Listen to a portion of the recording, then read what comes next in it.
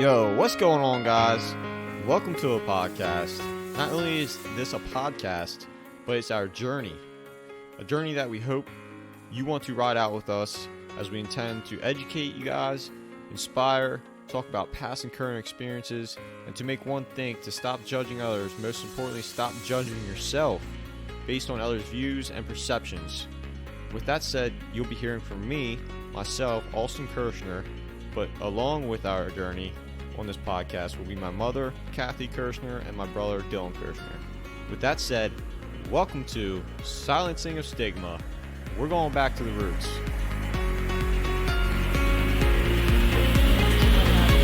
Yeah, decided to start recording. Mom's eating almonds right now, and she's making a lot of loud noises in the mic. So, anyway, welcome back to the podcast. It's a new week, and we have Amelia with us today. We had her sister on last week, and we're going to branch off kind of her sister's story. She mentioned a part in there that Amelia's going to kind of go with today. So, what's going on, Amelia? Not much. How are you guys doing? I'm doing good. Good. Mom's doing good with her almonds over there. All right, well, Amelia, you want to go ahead? Yeah, so I was raised, I won't want to say the normal way, but I had two very loving parents. We went to church every Sunday. Grew up with us. You met my sister last week. Grew up with her. It was a very happy upbringing. But so I went through my life. I was just living my life. And my sister graduated high school in 2009. I was 14 years old. And for my sister's graduation gift, my parents told her, pick somewhere in the country you want to go, and we'll take you wherever you want to go as your graduation gift. And she wanted to go to the Caribbean. So we ended up going to the island of St. Martin, which is, I want to say, off the coast of Jamaica. So it's down in that general vicinity there. So I was 14 years old. My sister was allowed to take a friend with her. If you guys remember from last week, this is the same friend that slept with her best friend. Right. So she, for some reason, decided that would be a good idea. So she decided to take her friend. So it was my mom, my dad, my sister, her friend, and myself. We just kind of spent most of the week down at the beach, not really doing much, going on random excursions, snorkeling, scuba diving, that sort of thing. Clear water down there? Yeah, pretty clear. Yeah. Pretty clear. It's a good time. Pretty warm, too. The only thing is the beaches are really rocky. Are they? But, yeah. I'm used to the dirty water. Ocean City, Florida. Nothing wrong with that. A lot of things wrong with that. Yeah. Is this an all-inclusive? This was not. Okay. There was an option to do that, but because my sister and I were technically underage, my parents were like, it's not worth it. Because they're not huge drinkers. Okay. But was it a private resort? Yes, it was a private resort. It was gated? Yeah. Okay. Yeah. We went to Punta Cana. The reason I'm asking is because like ours was gated and we never went off that whole resort the entire week that we were there. We did go off. Carissa mentioned last week there's a Dutch side and a French side. So the French side is like the fancier side where you can do like lots of shopping and all the good restaurants are. So we went over there a couple times. The English speaking side. Yeah, the Dutch side. That's where we stayed. Yeah, that's where they speak English. Okay. So I think it was maybe the third to last night that we were there. It was kind of like one of our going away things. My parents booked us a booze cruise, and down there, if you can see over the bar, they'll serve you. So I was 14. I was like, this is the coolest thing ever. I can start drinking. I can try all this stuff that I never get to try. Not that it wasn't like I'd never tried alcohol before. Like my parents always had beer in the fridge. So they were very like, if you want to taste it, you can taste it. But like, you're not going to sit here and like do beer bongs and stuff like that. Like it was never like a partying environment. It was always just like, if you want to try it, you can try it. I don't know if you guys know, I used to drink down in the basement by myself. By yourself? Yeah. No. Well, that's promising. Why not? Underage? I think so. It was like 16, 17. Okay. No, I didn't know. Surprise, So were they Mom. It was your beer only- cans in the attic? I'm No, still they trying weren't. to figure out whose beer cans were in the attic, but No, it was just like... I keep blaming everybody, and everybody's like, no. One day someone will fess up. It was only like one or two at night. I mean, Okay. Right. You see, it's not uncommon. Yeah. It's not uncommon at all to like want to experiment and try those sorts of things, especially when you're at that like in this like prime teenage years when everything's brand new and everything's cool. I was really oblivious to my kids. I thought I knew everything. I used to have girls over at night. That's a lie. That's not a lie. That's Mom saying you can't get girls to come over. That's not a We lie. had one lady of the night. I How'd you know? I called her the girl of the How night. do you know? Because she would come after we were in bed. That's when they usually came. Yeah. Okay. Ask Kyle. Okay. I guess you can't do that, can you? Okay. He's the only one that can prove that. Okay. He had ladies of the night too. Jack and him dated for a year and I didn't even know it. Maybe they're the same girl. Very secretive okay. children. Okay. This podcast is not about what I don't know. So it was one of the last couple of nights. My parents booked a booze cruise, which, for those of you that don't know exactly what that is basically you just like board this yacht type boat, and they have like a bar set up, and they had like all different kinds of alcohol and all different kinds of beer, and like you didn't have to pay. It was like open bar once you were like on the boat, and they just like took you out for like 3 hours, and your job was to like drink and dance to loud music. That's really all it is. And I remember I pretty much just hung out with my parents, and my sister hung out with her friend, and they kind of kept themselves separate. But when the dancing started, I kind of like went over with them, and I was like, oh yeah, everything's so cool. And the jobs of the crew on this is to make sure you have a good time. Their job is to ply you with alcohol, ply you with drinks, make sure that you're having a good time, dance with you, talk to you, all that sort of stuff. And I remember one guy in particular took interest in me to start, and then I kind of like hung out with my parents, and he kind of backed off a little bit. I mean, I'm still like, what kind of signs did he give you that you? Like sitting down really close to me, putting his arm around me, like grazing my arm up and down, that sort of stuff. It was enough to make me feel like, oh, someone's paying me attention, even though I'm only 14 years old, but enough to be like, oh, it's kind of creepy. So it was like, there's a fine line between that, I think. Yeah. So whenever I kind of like started hanging back with my parents, he went over to my sister and her friend and was dancing with them and talking with them. And then whenever I got up to join them, I remember him talking to my sister's friend, asking like, hey, where are you guys staying? And of course, her being young and naive, just told him exactly where we were staying, and that we would be, down at the bar that night, and we would be doing all these things and be available to hang out if he wanted to. Or he pretty much invited her, asked, hey, can I come hang out with you guys? And she was like, yeah, sure, we'll be down there. So the cruise went on. We docked back from that, and went back to the room. Of course, my sister's friend wanted to go down to the beach, and my sister wanted nothing to do with that, because my sister's a very homebody type person. Like, she doesn't really like doing things. If I remember, she said she was drunk too. Yeah, she was kind of drunk. She just wanted to go to bed. And me, I had like one beer and like one shot of banana liqueur, which was disgusting in hindsight. But like then it was like, oh, sweet, this is awesome. So I was like, I'll go down with you, because I really didn't think that she should be going down by herself. So I accompanied her down. I was like, I'll just swim while you guys do what you're going to do, like hang out and you can meet new people. So I was in the ocean, probably... This is nighttime, right? Yeah, this is like 11, 12 o'clock. I was probably about like 100 yards football field distance from where the bar was, where she was. Okay. Well, they came down walking into the water together, and they were probably like maybe 20 feet from me. And that's when I noticed that they were having sex in the water, like within like 20 feet of me. And I was just kind of like, oh, okay. I really don't think this is something that she should be doing. Like, she's pretty trashed. Like, I don't want to like bring up the whole idea of consent, but like if she's too drunk to like remember what her name is, I don't think she can consent to that. Okay. So I kind of like made my way over there, and I was like, hey, like, I think it's time we go back to the room, because at this point, like, she was quote unquote engaged. Okay. And like, she was joining the military and all this stuff. She was, like I said, quote unquote engaged, as engaged as you can be at 17 years old. So I was just kind of trying to grab her, like get her back to the room. And that's when he came towards me, grabbed the string of my bikini bottom and pulled it off.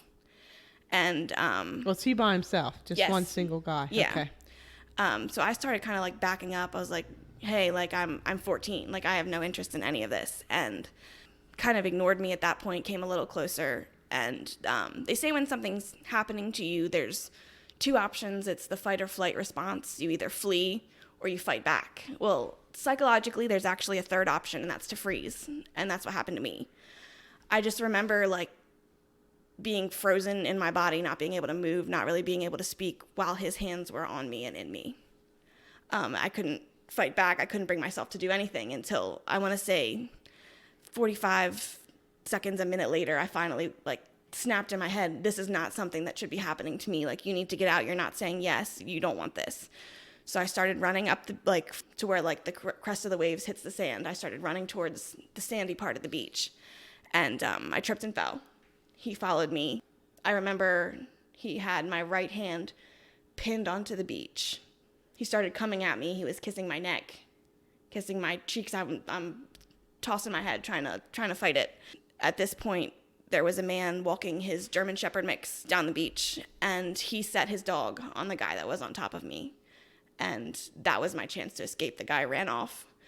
I remember just sitting there for a second, stand in very, very uncomfortable places, just thinking nothing, not understanding what happened, not understanding anything. But all I could think of is, I need to get back to the room. I need to get back to my parents. So I grabbed her. At this point, my bathing suit bottoms were lost in the ocean. I grabbed my towel off of the beach chair that was, 20 feet away from where we were in the ocean, wrapped it around the bottom half of myself, and grabbed her, slung her arm over my shoulder, and what was she doing the whole time this was happening? She was just floating in the ocean, which is like, I'm curious as to what was going through her head at that time, if anything. If she just watched it happen. Maybe she was drugged, or I don't know. It's entirely possible, because like in hindsight, asking her like, do you remember what happened last night? Like, I don't even think she knows what happened to me. Yeah.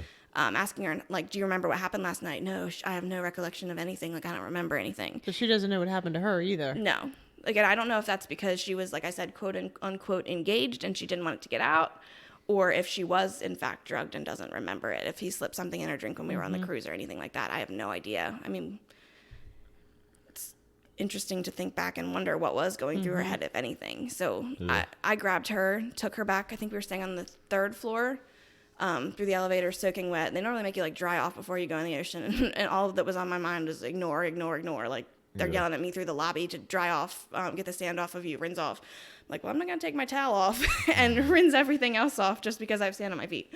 So I ran into the room, sandy. I want to say this was probably 1:30 in the morning at this point.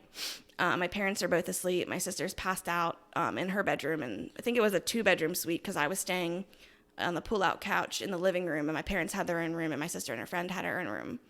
So I dumped Chris's friend in her bed and made sure she was on her side, because I knew she was drunk and I didn't want her like asphyxiating on her and vomit if she were to have like alcohol poisoning or anything. So I made sure she was on her side, dried her off, put her in her pajamas, went back to like my section of the suite that we were staying in, got dressed. I want to say, actually, I showered first because I felt really dirty. So I went and showered, put my pajamas on, and I remember being awake after that for 2 days, just wondering like, what the fuck just happened? Like trying to process everything and get all of my emotions in check, because it's not something that I wanted to share with my parents. It's not something that I wanted to share with everyone, because I thought that I had done something wrong. Yeah. Because like at that point I was a virgin. Like, I was not sexually active. I had no clue what any of that really was. So it's not something that, like, I mean, I knew what it was, but it's not something that I was involved in. So I didn't want my parents, like I said earlier, I was church every Sunday. My parents kind of drilled it in my head, like, don't be irresponsible with sex. Don't be irresponsible with sex. Okay. So it's not something I wanted to share. So I just remember being awake for 2 days, just quiet, drifting off all the time, just like thinking about what happened and not being able to really comprehend why it happened to me. And that's not something that I was able to comprehend until years later. So was he a worker at that resort? Do you know? No. Because you never saw him after that. No, he was contracted out to the boat, which was called the Lombada. Okay. Still remember that. He was contracted out to the boat, which was, the dock was, I want to say 3 resorts over from us is where the dock was. Okay.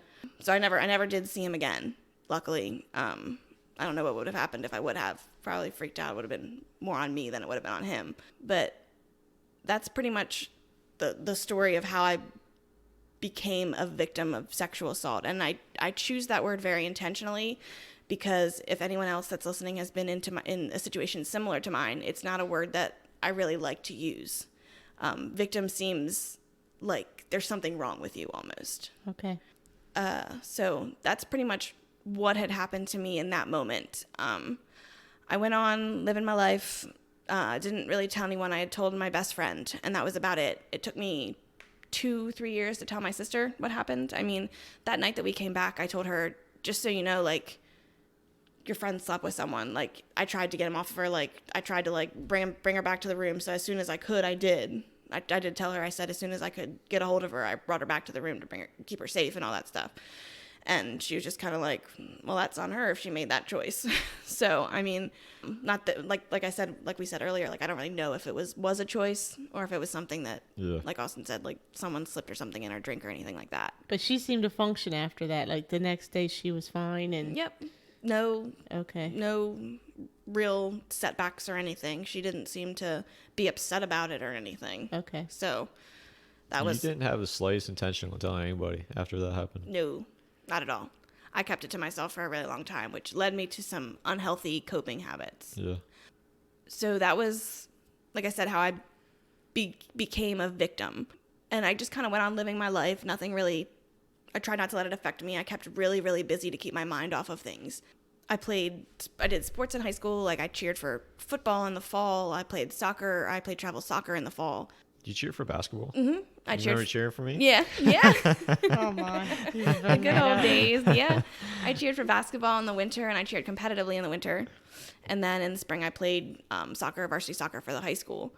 So I kept myself really busy year round. And, as soon as soccer ended, cheerleading for fall started. So it was like a year round cycle. I never get a break. And then I want to say, how many years later was that? Maybe 2 years later. My sister... my parents let us alternate where we go on vacation, picking where we want to go on vacation. And because my sister was unaware that this had happened to me, it was her turn to pick vacation. And where did she pick? She wanted to go back to St. Martin. So at first I was just kind of like, oh, it'll be fine. Like maybe it's not going to affect me. Like it's not something I tried to keep the noise at bay, keep everything as far away from my thought process as I could. So I was like, it'll be fine. So I was actually allowed to take a friend this time. I think I was a junior in high school. So I brought a friend with me, and she took her boyfriend at the time. Was this the same resort? Yeah, same exact resort. Okay. Everything. Did you have any boyfriends before this? Before this? Yeah, I think. Did that affect anything? It affected my relationships pretty harshly. I mean, I had just got out of as much of a long-term relationship as you can call it, right before this happened. I don't think I got into another one until like a year and a half later. But even then it affected, how people were allowed to touch me, what they were allowed to say to me, how close they were allowed to get to me. Like, I didn't like sleeping next to anyone for the longest time. Like, not that I was allowed to have sleepovers because I wasn't. Sorry, mom and dad, but I kind of did sometimes. See, it's all coming out now. Yeah, snuck out a couple times. But I didn't like sleeping. If you touch me in my sleep, I'll freak out. But I mean, that's how I used to be until I started opening up about all this. So that kind of affected my sex life, obviously, and relationships. It's not something that I was super extra interested in. Yeah. I mean, it was more like a chore than something that was an expression of love for me. It was just kind of like, oh, okay, do what you got to do and then get off. Like, it's not. And like that's. Sorry for those that are listening. Yeah, that's pretty much. That's how it was for me for a long time, until I was able to open up about this and start healing internally. So 2 years later, like I said, we went back to St. Martin. Yep.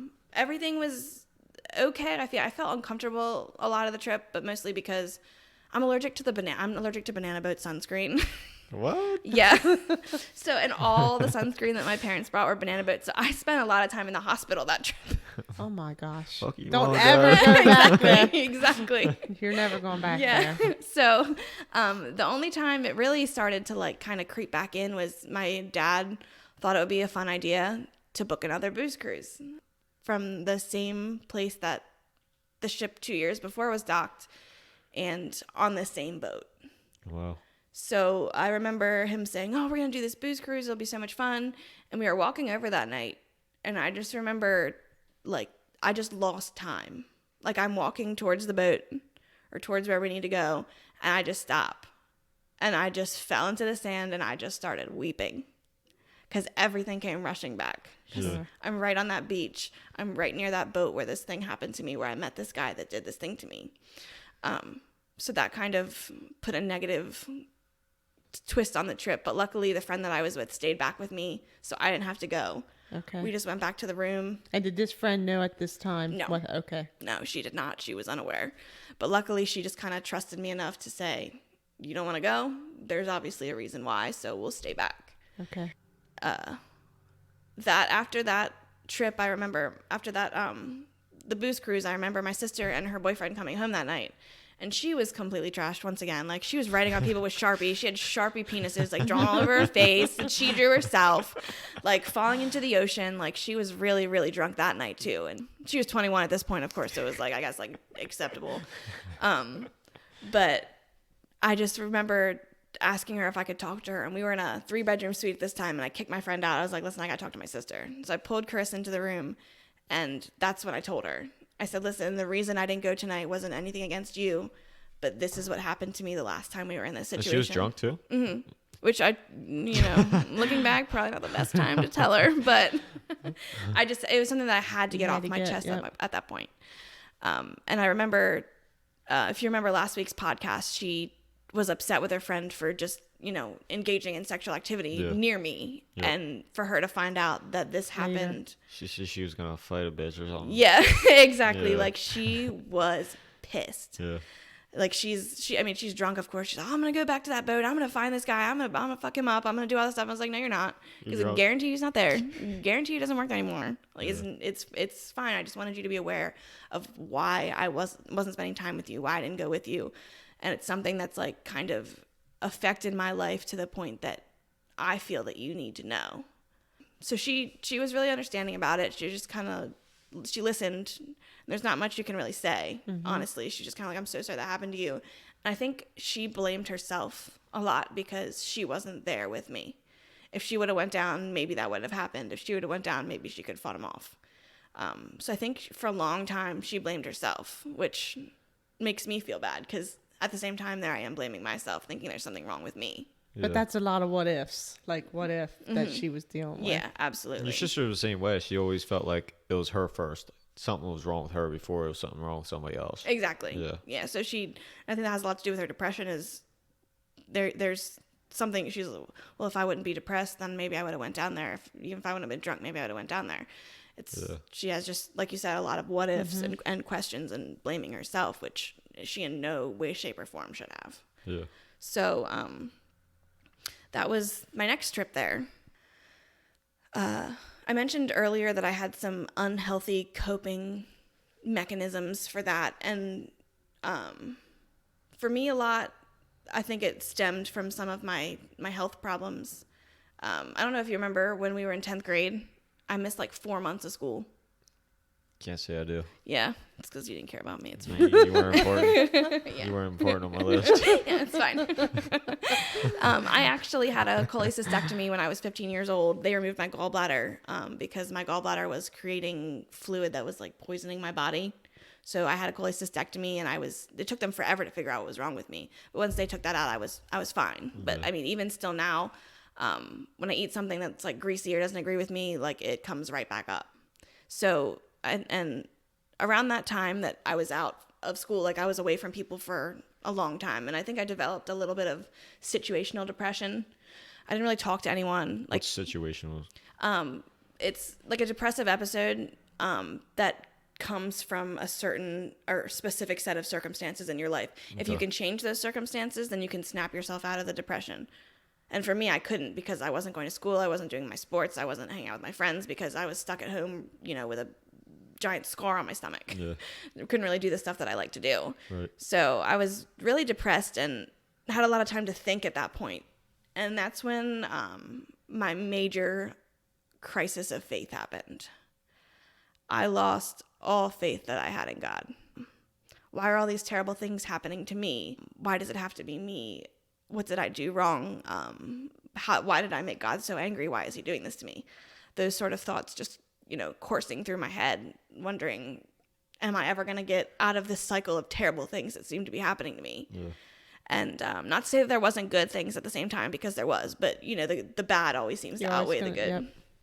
So that was my first and so far only crisis of faith that I really had. And I was very fortunate to, after my surgery, my pastor at the time came and visited me in the hospital. He read me scripture. We talked about all of the questions that I had. I said, why is this happening to me? And it's that old quote, God never gives you more than you can handle, which at the time I was like, that's so fucking cliche. Like, can you come up with something better? Like, I want answers. And I think it took me maybe a year to realize I'm not going to get any answers. And that's what faith is believing even when there's no answers and no proof.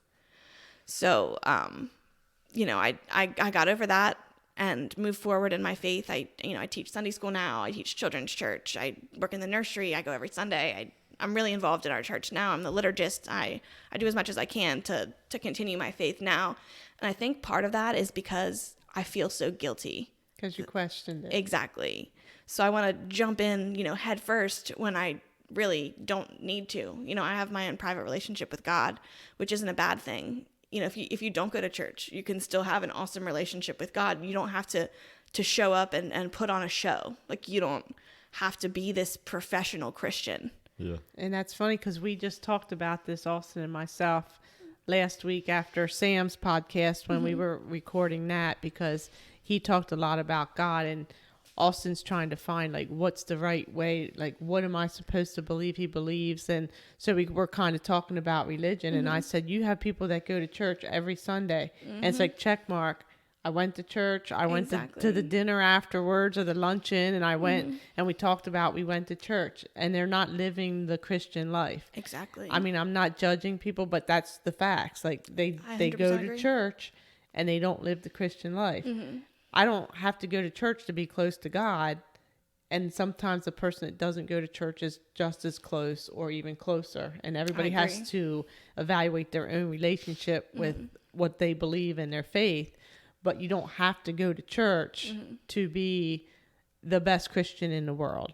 Didn't Sam say that church is a place that there is what people came to as they call it church now, like the building? Because they used to do it in the house, right? Right. He explained something. The church is not the building itself. It's the the people. fellowship. It's the people, right. It's the people. So you can together. go anywhere. So you could be at a house. It's not a church. Right. But it's still like church because it's a sermon. It's talking about the Bible and things like that. So you don't have to go to a building.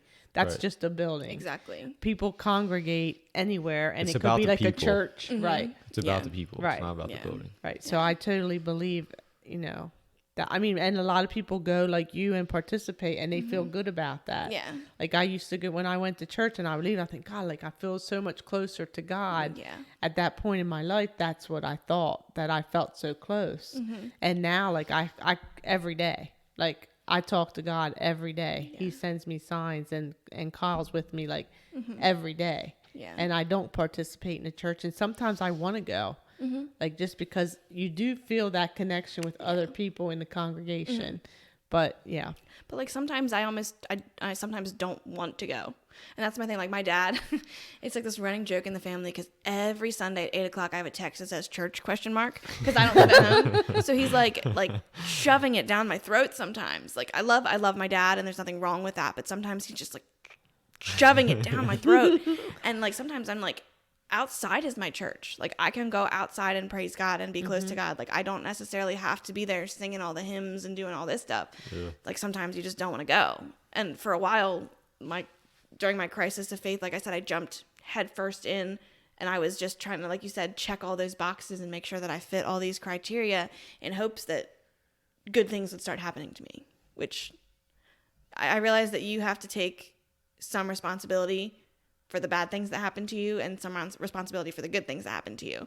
I mean, this is going to sound like terrible, but I think God has bigger things to worry about. And I think I realize that God has bigger things to worry about than, you know, me blaming myself. He can give me signs and he can contribute to the positive things, but he's not doing bad things to me. He has bigger things to worry about. And I think that's kind of what I mainly got out of it, and that's why I'm so involved in the church now. I'm not just checking those boxes anymore, being this professional Christian. I'm doing it because it makes me feel closer to God. I'm doing it for the reason that I want to, for my faith, for that reason. And that's the right reason. Yeah. That's good. So, I mentioned earlier, like my unhealthy coping habits, with all that health stuff going on. When high school ended and I went to college, I was not the normal college student. My dad told me, I was very fortunate that my parents paid for me to go to college, and they said, you can go wherever you want. And, you know, I was going to go to Penn State. I was going to go to Kutztown. I was going to go to a bunch of different places. And then where did I end up going? York College. Yay. It's a good college. It is. It's a good school, but at the same, like, I wanted that college experience, but I'm one of those people, like, I do not know how to say no. So if someone came to my room and was like, hey, let's go get drinks, I'd be like, fuck yeah, let's go. Let's have a great time. And I, like, I knew I wasn't going to get any work done. So I was like, I'll go to York College. And I was like, Dad, can I still live at the dorms? And he was like, I'm not paying for you to live at the dorms whenever you can live at home. It'll be cheaper. I was like, okay, fine. So I lived at home. I worked 3 jobs through college, and That's when you snuck out. yeah. That's when I started sneaking out. I'm picking up on this stuff now. So I didn't go to, like, I wasn't the typical college student in that I didn't drink and party Thursday through Sunday like a lot of people did. I went to a few parties. I had friends that went to Pittsburgh, went to University of Pittsburgh. I went up there and went to a couple parties with her. I had friends that went to Elizabethtown. I went to a couple parties with them. I had friends that went to IUP. I went to a couple parties with them. But Where didn't you go to parties? York College. But I had a friend that lived on Jackson Street, but I mostly worked. I tended bar, so I worked almost every Saturday night. I lived on Jackson Street all my life. Really? Not all your life. Well, from birth until after high school, till I was 17. Oh, I didn't party at your college either. I watched the police come. How old are you now? We're not going to share. I'm over 50. Not all your life. Well, my big my portion. younger years. Yeah. So I had a friend that lived on Jackson Street, but, like, the parties that we had at her house were not like ragers like you see on, like, all the movies or like you think of when you think of college parties. We'd normally, like, sit at our table, eat like 4 Domino's pizzas, and drink like 2 beers. What's that one movie where it's like a big rager? I forget what it was Project called. X. Yeah, that's what it was. But yeah, it was nothing like that, I can guarantee you. It was everything like that. So, I mean, I didn't really go to parties that often. I mean, I tried, like, I drank a little bit, but never to the point where I was, like, blacked out drunk. And I think because I hate the taste of alcohol, I looked for other habits to kind of make me feel in control of myself. And for me, the one thing that I could control was what I put into my body, what I ate. And so I was like food Nazi. Like, I would eat, 2 carrots, and that would be all I ate for the day. All day. That was what I would eat. When I graduated high school, I weighed like 115 pounds.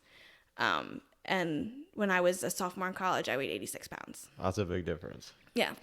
So you were a food Nazi and you controlled what you ate. Did you think about food all day and have to fight it off, or you just really didn't think about it? I didn't think about it. Okay. I mean, there were times, like, and at the same time that I'm not eating or I'm, putting my fingers down my throat, making myself throw up, I'm also working out 3 to 4 hours a day. I'm going to the gym at school and I'm running 10 miles, or, I'm doing ab workouts for 45 minutes, that sort of thing. Like, it wasn't just food, it was how I looked. Your body was consuming itself, basically. Basically, yes. It was very unhealthy, and all I could think about, and I think because of some of the failed relationships that I had, I was focused on what is wrong with me. Why does no one want me? Why is it? There must be something wrong with the way that I look, which obviously was their problem and not mine, which I didn't realize at the time. But I was really, really focused on what I ate. And for me, like I said, that was the control factor. Because I couldn't control what happened to me that night, I wanted something that I could control. Right. And that was food, what I ate, what I took in. And I mean, even to this day, I do not keep a scale in my house because I will get obsessed. And I know that I will get obsessed. I'm pointing at my mom right now. He's pointing at me because we went to Florida a couple weeks ago, and I literally was going to take the scale with me because I'm obsessed every day. Not only you two, it's a mass majority of women and girls. I weigh myself every day, no matter what, and I will weigh myself after I go to the bathroom. Yep. And I will weigh myself after the shower. That's how I used to be. And it's frustrating, and it's that 0.2, and you're like, oh my gosh, like 0.2. So then I walk from the bathroom to the bedroom, make my bed, and go back. Weigh yourself again. And weigh myself again because Exactly. And if it went up, you did it again. Then you did it again. No, typically then I have to get ready for work. But I would like take my glasses off. I still do this to this day. Off. Just yesterday I did this, and it's crazy because you become so obsessed. And that's an obsessive compulsive. And I write down in a book every day because I'm diabetic, and so I write down what my blood sugar was. I write down what my weight was, and then at the beginning when I started losing this weight, because I probably lost like 40 pounds since February. That's good. That's awesome. I literally would write down what I ate and how many carbs I ate. And then I would start cheating, and I couldn't write that. So you just keep the healthy stuff in the So log? I would just leave it blank and put bad day. Okay. And then I was like, if I write too many bad days. So when we were in Florida for an entire week, I ate pretty much what I wanted. Like I went and worked out at the gym or walked every day. But the whole week I had to keep telling myself every day, it's okay. When you get back, whatever this scale says, You'll make it up. you'll be fine. Like in my mind though, I was like, I'm not going to eat. When I get back, I won't eat for the days that I don't have to eat till I get to that certain weight again. Yep. And it was funny because you shared those books with us. And back in high school, I had an eating disorder and I could feel it. How small were you in high school? Like 87 pounds, Yeah. 90 Graduating? pounds. Graduating? Yeah. Yep. So I was like that in high school where I wouldn't eat for days. And Joe would Exactly say how to I me, you was. got to eat. And I would eat a half of a sub because we worked in a pizza shop and I would be like done. And to 'Cause you your wanna point, like control that's it. why I asked you, did you think about food? Because I didn't even think about food. Yep, it wasn't a thought. I was just concerned about, working out, and the more that I kept it out of my head, the longer I could go without eating. And like you said, you kept a log. I kept a log as well, what I ate that day, what I weighed before bowel movements. And surprise everyone, girls do poop. Just so you know, surprise. Let's not talk about that. But yeah, and now to this point, like I'm not eating, but I think of food all day long. Like, and I can eat it. Like I can eat whatever I want because Yeah. I'm by myself, but I don't. Yeah, and that's the thing is you hold yourself like accountable only to yourself when it comes to food, and that standard is so high for yourself. And I think that's, like you said, Austin, with all girls, it's you're comparing yourself to everyone else, and I want to look like that. You scrolling through Instagram, I see a girl with a flat stomach. I want to look like that. The lighting. Yep. And you still tan. see yourself as heavy. Like even now, I don't like my picture taken. And, Me too. and I know my size clothes is going down. And people that haven't seen me in a long time are like, oh, you look great. But I don't see that. And that's called body dysmorphic disorder. Yeah. So I'm like Wait, trying. back up. What is that? Body dysmorphic disorder I think you need to say it slower for me. body dysmorphic disorder. Okay. It's when no matter what you weigh, you visualize yourself as more heavy set or skinnier depending on which way your eating disorder goes. Gotcha. So for me, for your mom, even though she's getting smaller, she still sees herself at the weight that she was before she started losing weight. When that she true? looks in the mirror, Is that how you that's see what she yourself? sees. That's true. And then when I put that, I did this transformation picture for a Zumba instructor and I was mortified because he said, can I put this on the page? Well, we have a Zumba page. And I was like, oh yeah, because those girls and there's a couple guys in the class, but they know, like they saw me when I came in here. They know that I'm losing weight. So yeah, if it's going to motivate them, yeah. He didn't mean that page. He meant Facebook. So that night I'm online and I'm like, oh my gosh. He put this on Facebook and I was like devastated. And I typed right away on Facebook and said, he was not supposed to put this on here. Thank you for all the nice comments. But I felt like I was bragging about it. And then I was like, now these people realize what I'm doing. And it added stress because now people are going to see me. And if I gain weight back, they're going to be, Yeah, they'll have such high expectations. yeah. of And you. so then I'm thinking to myself, I don't really care. Like I have to do this for me. Like I have control of this and I have to do this for me. So I get what you're saying. So I technically, and I just shared with them, I am borderline. After I read your book, I'm like, I'm probably borderline have an eating disorder. I told you. But I'm You said you working think you have control over it. I'm working on it, and I sometimes I will just eat. Like I will just eat out of control for a day. Binge eating. Yeah, just for a whole day. And I'm not gonna lie, I used to vomit. I used to make myself vomit, and Is this recent? No, Oh, I was this gonna is say. back. But I think about it now. Yeah, I still I think about about to it, this and day. I just can't. And that to me, that was the easy way out. Like now, if I'm trying to lose weight, like I work out, but I still think, oh, I just ate this. If I wanted to get rid of it, it'd be real easy. That's what goes through my head, and I don't. But I think about that. Like, God, I just ate all this. Like last night I had pizza. I shouldn't have pizza because I'm trying to not eat so many carbs. And then I went home and then I had popcorn. And I used to eat popcorn on a diet because it can be healthy. But Yeah. when you're not eating carbs, Yeah. you can't have popcorn. And I was like, oh God. So I ate that and I'm like, it's 9:00. I should probably get rid of this. And I had to fight myself, like drink a water and go to bed. Yep. How do you overcome something like that? How do you fix that in your head? A lot of times, like for people that, for me, my eating disorders went on for about 2 years until my mom caught me. I remember the exact night it was. I was studying for my social psychology final, and I was up till like 3 in.the.morning. And what I used to do is I'd go into the bathroom, because this is when I lived with my parents, and their bedroom was like right next to the bathroom that I used. I would go in, turn the fan on, turn the faucet on, so they like to try and block out the sound as much as I could, turn the shower on top of that, and then I would put the toilet seat up and make myself vomit. I remember one night, my mom must have for some reason been awake. I have no idea why, but I forgot to lock the door. I normally always lock the door. I forgot to lock the door. My mom walked in, caught me with my fingers down my throat, and she, like, the look on her face, just sheer disappointment. Like, I raised you better. I raised you to have, high value of yourself. You should, your body is a temple, all that stuff. Why are you doing this to yourself? Just the look on her face, and then, like, disappointment, and then came the red hot fury. Like, she was pissed. She looked at me and said, if I catch you with your fingers down your throat one more time, so help me God, I will send you away. And for me, it was that fear of, what are people going to think if I have to go to rehab? Like, if I have to go to rehab for this, if I have to fix this, what are people going to think? So for me, I was just like, okay, I need to start eating. So at that point, I started eating. And you talked earlier about how you would eat uncontrollably for a day. For me, it was, like I said, I'd eat like 2 carrots, and then I'd throw that up. For me, it was I never really binged and then purged. It was just kind of like eating a little bit and then purging. Okay. So that was my experience. And like you said, asked, how do you fix it in your head? It's a battle of willpower. It really is. It's the same, like Dom and Tio in one of the first episodes talked about how it's always going through your head and there's all this noise in your head and everything that you're thinking of.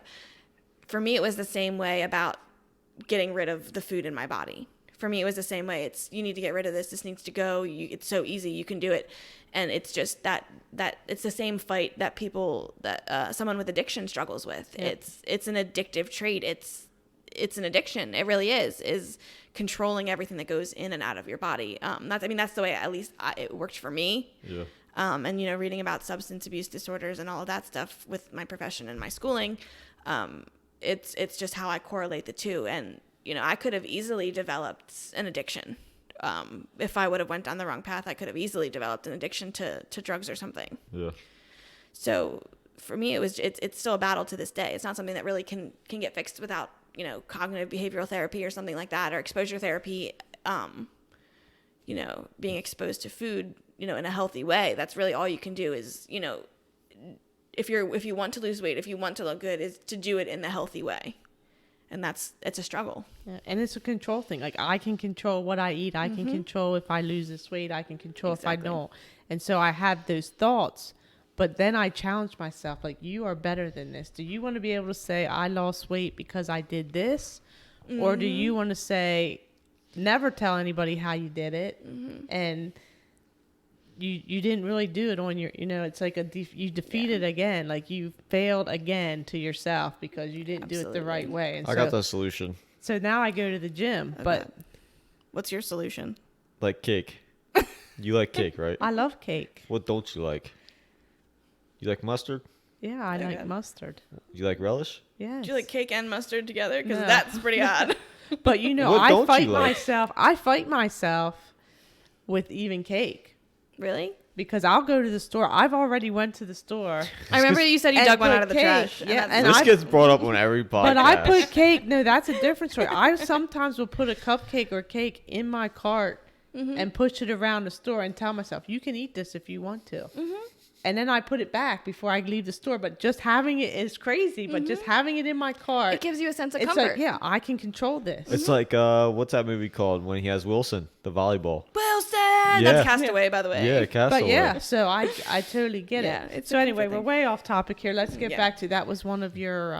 That was really how I coped a lot with what... Before we go there, you said you weighed yourself and you took your glasses off? Was that to clear it up so you can see the numbers better, or was that to lose? That was because I needed lose to lose 0.2 more to be 0.0001 pounds. The 0.2 to be at to be. All right, that's enough. Amelia, go ahead. I know what you mean. To be less. Yeah. You were just trying It's to in clean your head. You were just trying to clean your It's glasses in your off. head. I Sorry. don't put my watch on until You're the same afterwards, person. too. Same person that takes a Sharpie and writes numbers on the scale. Okay, go ahead, No, I Amelia. don't. So, I mean, after my eating disorder, after I started getting, doing my best to get myself well and opening up and talking to people about it. I mean, I didn't go to therapy, but I was able to share my story with a lot of people. I coached cheerleading for 5 years at Red Lion High School, and a lot of the girls came to me with body image issues. So I was able to share my story and say, listen, this is the wrong way to do it. This is exactly, I am, a cautionary tale. Truth be told, you don't want to be anything like me because I made so many mistakes. I did really unhealthy things to my body. I was not in the right state of mind for a very, very long time. I think it's the best thing for kids. It's cautionary tales. I don't know what that is, but like someone that's been through it. We talked about it on multiple podcasts about if you have the experience, you share it with a younger person, they're probably gonna listen to you. Mm-hmm. And I think because I was so close to their age, I think it made an even bigger impact because I was, I started coaching when I was 18. So like I was at this time I was like 20, 21. So I was close enough in their age that they didn't just like, I wasn't just a coach. I was also a friend. Yep. Unless I was making them run laps. so I think it made an even bigger impact in that way. Now my latest, happened about, I'm going to say like a year and a half ago. My latest issue with my sexual assault, I remember I got a text from my now fiance at the time saying, hey, take off these 2 weeks. We're going on vacation. So he booked us a 2-week cruise through Carnival. And you and these cruises. yeah, I know, right? Did you ever fly anywhere? Yes, we did. We flew to St. Martin to take a cruise. But this was an actual 2-week Carnival cruise. And I remember he booked everything. He took care of everything. It was like this huge deal because, I mean, I didn't know this at the time, but that's when he was planning to propose. So he made this big trip and made a huge deal out of it. He was super excited. I was super excited. And then he sent me the itinerary. And our ship was scheduled to dock on the 4th to last day in St. Martin. And I wanted nothing to do with that. At this point, did he know anything that happened to you? He knew a little bit about it. Okay. Like I didn't really tell him all the details until I think the day that we were docked in St. Martin. I sat him down. I was like, listen, this is exactly what happened. This is everything that I want you to know. But he was aware that I had an incident with sexual assault.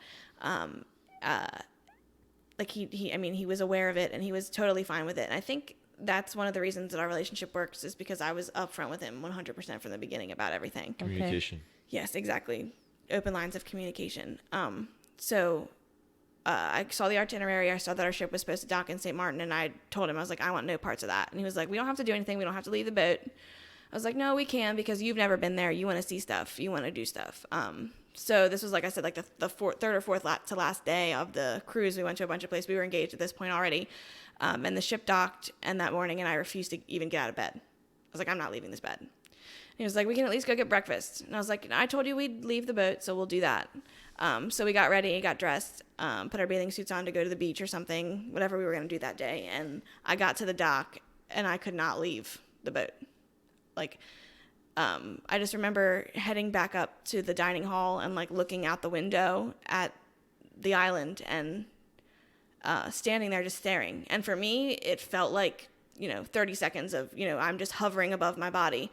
But what felt like 30 seconds to me was 45 minutes to Coda.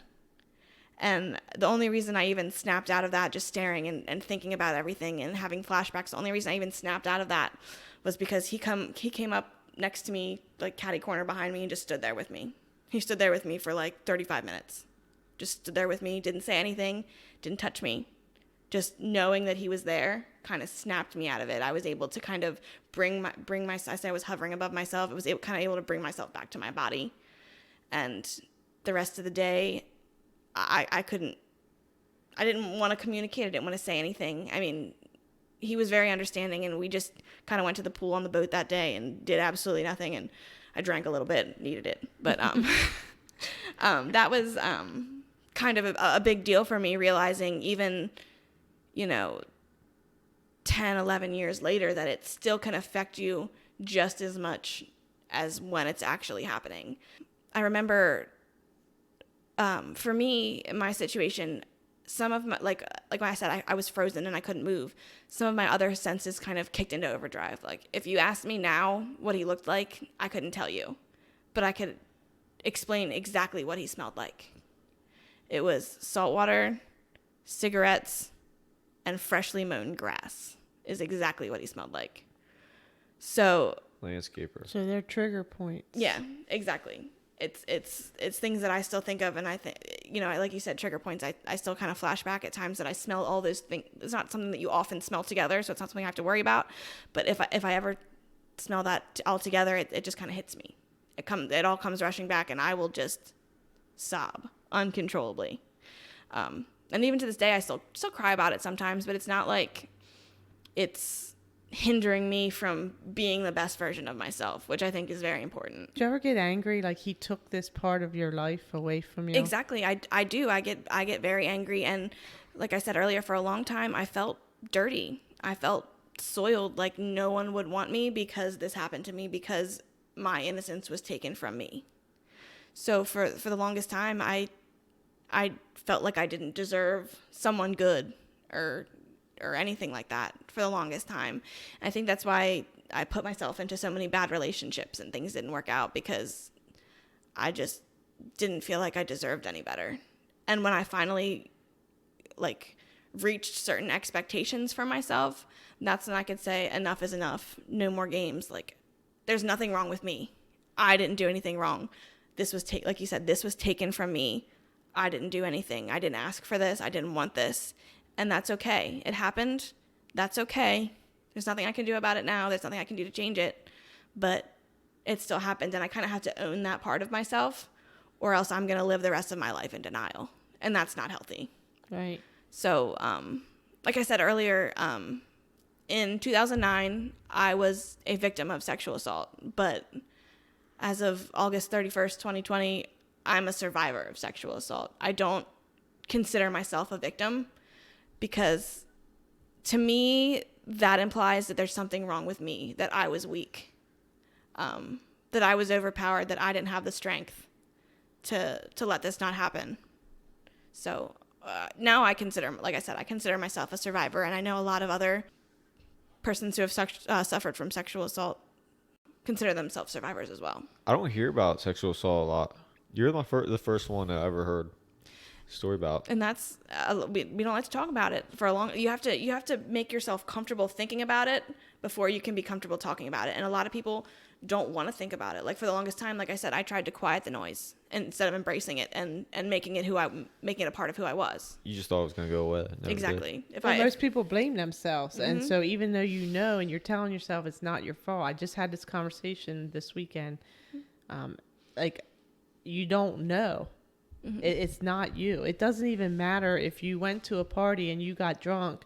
When you say no, it's no. Mm-hmm. You never asked for it. Mm-hmm. Like, you may have put yourself in a situation that it could have happened, but you didn't ask for it. Exactly. And even if you started and in the middle you're like, I don't want this, then it's a no at that point. And it's not your fault at that point. You may have were drinking and put yourself in the spot, but you said no. Exactly. And they violated you no matter where you were. Mm-hmm. And I appreciate you sharing a story, because for two reasons. First of all, to your point, people don't share it. Mm-hmm. But secondly, this happens on these vacations. You hear about this. Yeah. And people need to be aware when you leave this country and you go so many times, like when we were in Punta Cana, don't leave your resort. Don't leave your resort. Mm-hmm. And people don't realize that the dangers of these people, they're predators. Like, they look for this. Yep. And they get you drunk, and they don't get in trouble. Nope.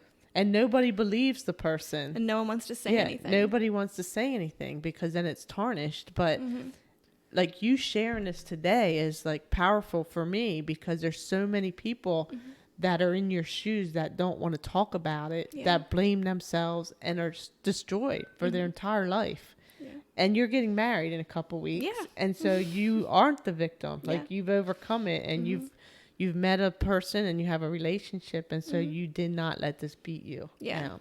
And that's And like a big thing. that's like tremendous. So Thank you. like Thank you. like I'm sitting here ready to cry. Like that, like that's powerful. It is. It very is. And it's powerful that you're here today and sharing this with us and openly sharing it, because somebody may hear this that was assaulted at any age and doesn't know what to do. Yeah, and there's not an age where it's never assault. Right. It's always assault. If you say no, it's always assault. And you don't necessarily have to be raped for it to be assault. I want people to know that as well. What's the difference between rape and assault? Rape is like genital penetration. Okay. That's what it's considered. But assault is anything else that you don't want. Gotcha. So, Any violation. Any violation, yeah. But there is a difference between assault and harassment, which that's like getting down to the nitty gritty. But it can go both ways as far as assault and the other one, like males. Oh, absolutely. Females to males. It can go both ways. Yes, males can be raped and assaulted as well. Yeah. And that's like, you find an even low as the percentage of women that will report sexual assault, you'll find an even lower percentage of males that, like, it's only like 2% of males that have been assaulted that because report they're embarrassed. because they're Because embarrassed. you feel like you're masculine. You have to be masculine about it. Yeah. Yep. Yes. Or they think that they asked for it, and a lot of times I think, especially younger girls, think that they ask for it because physiologically their body responds, and they don't understand that that's just a physiological response. It's not something that doesn't mean consent, doesn't mean you're asking for it. Yeah. But a lot of younger girls don't understand that, so they don't understand that they've been assaulted. They think, maybe I didn't want to do it, but it still happened. They don't consider themselves as being assaulted because their body responds, and there's nothing wrong with that. It's just how we're physiologically built. Yeah. It's a very powerful episode, I'll tell you that. Yep. And if anyone listening has been through anything similar to this or anything like this, or you want to talk about it or ask me questions, you can absolutely do that. If you want to share your own experience with me, please do. I'm always here to listen, always here to help, give advice, do Where whatever can they I find can do. you? You can find me on Facebook. My name is Amelia Thomas. You can find me on Instagram. I don't even know what my name is. Good luck searching for it. Or on Twitter, or heck, you Okay, can... so will your yeah. Facebook name change when you get married? Yes. As of September 26th, my name will be Amelia Seipel, so you can search that as well. Okay. So, Sweet. Well, thanks for coming on. yeah, thanks for having me. I'm glad I could share my story, Yeah, and thank you thanks guys for sharing. listening. Thanks everyone that's listening. Yeah, thanks everybody, and make sure you guys go share our podcast to everybody and anyone that you know, and we'll catch you on the next one.